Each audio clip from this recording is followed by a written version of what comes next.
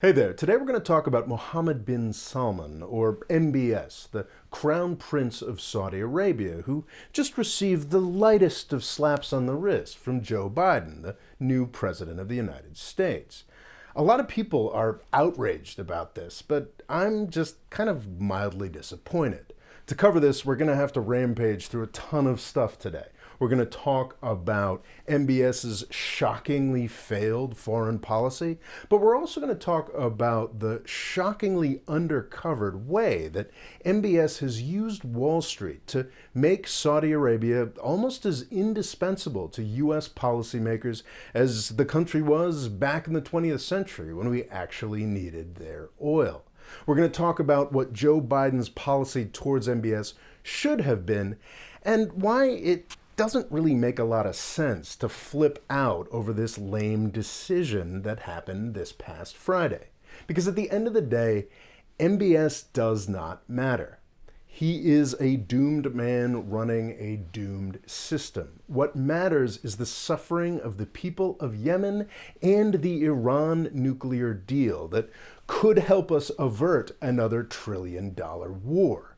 Flipping out about Joe Biden's lame policy decision this past Friday does not move either of those policy issues forward a single inch. Mohammed bin Salman came to power with his father, King Salman, in January 2015. It took 2.5 years of court politics to officially make MBS next in line for the throne, but he's been calling the shots since 2015, and most of those shots have been terrible. There's the 3-week invasion of Yemen that has lasted 6 years and counting, leaving Saudi Arabia's enemies more solidly in power in Yemen with every passing year. There was the bizarre kidnapping of Lebanon's prime minister in 2017. 2017 also saw Saudi Arabia threaten to invade Qatar over a TV channel. In Libya, Saudi Arabia has been a loud and splashy backer of failed strongman Khalifa Haftar. And of course, there was the assassination of Washington Post columnist Jamal Khashoggi, something that was supposed to be a quick intimidation move that somehow ended up as the world's most widely lamented death since JFK. The main through line of Saudi foreign policy under MBS has been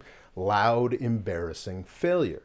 His record in domestic politics is more mixed and debatably even successful in some ways, but that's going to have to be the topic of a separate video.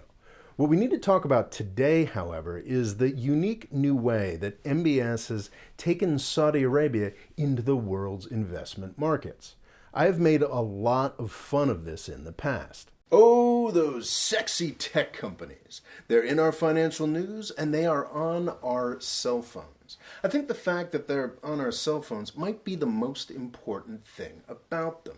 In a year where the stocks in most sectors have gone down, the tech stocks and the valuations of private tech companies just keep going up, up, up. The, hey, I use that every day factor has kept the dumb money flowing towards these companies, even though most people now think a price correction is inevitable. It's not that they are bad companies, some of them are great. It's just that they are super overvalued according to all traditional measures. But the dumb money keeps flowing, so the party continues. And the dumbest money of all is coming from Saudi Arabia and its crown prince, Mohammed bin Salman. This simple fact is being obscured by two of the world's most effective bullshit factories, working hard to fool all of us and even to fool each other. On one side, you've got the tens of millions of dollars that the Saudi government pours into public relations. On the other, you've got the hype machine of the maturing tech investment bubble. What's fascinating is the way that these two hype machines fool each other. But Saudi Aramco, the state oil company, is a golden goose they are in the process of killing. All of Aramco's profits are already committed to keeping the country funded. Instead of the IPO, which would have actually drawn in outside money, it's looking likely that the Saudi government will force Aramco to buy assets from the Public Investment Fund to generate cash. This is the very definition of robbing Peter to pay Paul. Or would that be robbing Abu Bakr to pay Omar? Regardless, the Saudi government and now Saudi Aramco are taking on tons of debt to make investments in companies outside of Saudi Arabia. To make this even worse, most of these investments are in tech companies that any sane analyst can tell you are overvalued. Through SoftBank's $100 billion vision fund, run by a Japanese tech mogul, Saudi Arabia and the UAE, among other investors, are actively inflating the tech bubble. They are keeping the party going, but it's very likely that Saudi Arabia will lose money on most of this stuff. Well, I made that video about 2.5 years ago, and for those of you who are not that familiar with investing, it's incumbent upon me to mention that it is not MBS that looks stupid here. I am the one that looks stupid, because over the past 2.5 years, we have seen an unprecedented boom in the US stock market that has mostly been driven by tech stocks. The valuations of these technology companies have not just reached insane levels, they have also spun off all kinds of wealth throughout the country and throughout the world. It is a bonanza. A lot of people have done very well through this, and Saudi Arabia has so far done very well through this.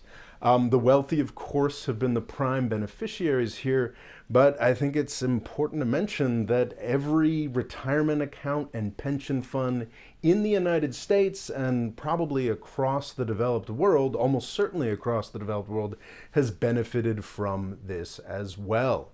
If you own investments, especially if you own certain investments, the past 2.5 years have been a bonanza. And what strikes me as insane about all this is that nobody's really talking beyond a few news stories here and there about how central Saudi Arabia is to all of this. And to explain how crazy that is, I'm going to finally talk about Gamestop. Yes, Gamestop. A month late, I know. So about a month ago, the investing world was absolutely fixated by meme stocks, most famously GameStop, but a bunch of other companies that should have been close to worthless were driven up to absurdly high prices by a few thousand investors who coordinated their actions through a Reddit thread. These guys didn't just buy and hold and convince others to do so, they also famously manipulated the market through the strategic purchases of options. Well, in a barely noticed news story last year, it was revealed that Saudi Arabia and SoftBank have been doing the exact same thing on a massively larger scale. The GameStop bubble was ignited by a few thousand retail investors on a Reddit thread. It was then amplified by a week-long media frenzy. The tech bubble we've been enjoying so much for most of the past decade was ignited by Saudi Arabia, its sovereign wealth fund, and the opaque holdings of its vast royal family, one of the largest pools of investment capital in the world. And it has been amplified by a 5-year media frenzy, as well as the trillions managed by institutional investors, pension funds, and random rich guys all across the planet. This amplification is why the stories about SoftBank and Saudi Arabia's amplification of the tech bubble don't get the traction that they should. The media is in on it. They are invested in the idea that this tech bubble is some magical thing that's actually sustainable. They don't want you to know that this tech bubble is just as reliant on guys with distinctive headgear as the GameStop bubble is. Now, I'm not saying that Saudi Arabia is the only reason that this stock market bubble has been as large and long-lasting as it has been. There are a million reasons for that. But what I am saying is that when MBS and the Saudi royal family fall, which I still believe to be inevitable, it's likely that it will bring with it a 2008 or 1929 style stock market crash. And if that happens, it will take most US retirement savings down with it as well. Do you now get a sense of why Joe Biden is reluctant to sanction the head of the Saudi Arabian Public Investment Fund? Hey, I just wanted to emphasize something a little more strongly. The current US stock market bubble will not be able to survive the fall of MBS and the current Saudi ruling system. But the flip side of that is also true. MBS and the current ruling Saudi system will not be able to survive the next stock market crash for very long. And The next stock market crash is, well, inevitable. So I was wrong. Saudi Arabia and MBS did figure out a new way to make themselves essential to the US ruling system. Wall Street and baby boomer retirement funds are the new oil. This approach has the added benefit of making Saudi Arabia's impossible budget math work for a few more years. This is working, but wow, is it a high-stakes, high-risk strategy for everybody. Stock markets go down. Stock markets crash. That's what stock markets do. I don't know if it's going to be this year or 5 years from now, but it will happen before 2030. This brings us to this past Friday, when Joe Biden declassified some aspects of a CIA report that made it clear that the position of the Biden administration and the U.S. government is that Crown Prince MBS is a liar and a murderer. That, in and of itself, has some real consequences. It is deeply embarrassing to MBS and the Saudi government. That's not nothing. But the actual consequences for MBS? Bupkis. Nada. Like nothing. There were some half-assed sanctions on some of his underlings and a bit of finger-wagging and a suggestion that he do better. I am not at all surprised that there were no consequences for MBS. I predicted this, in fact. But I am disappointed. I had much higher expectations, as I laid out in a video this past November. Biden probably knows better. A U.S. president that is openly friendly and calm can actually accomplish a whole lot more. As satisfying as it would be to see a big public blow-up over Jamal Khashoggi or an arms embargo against all of the Gulf countries, I'm a lot more interested in what's going to happen on the ground in Yemen, or how quickly we get back to the U.S.-Iran nuclear deal, or what happens to the Saudi dissidents who are actually still alive. The disgusting Trump-Saudi relationship has given Biden a number of things to hold over the heads of the Saudi government. He would be wise to do so quietly, at least at first.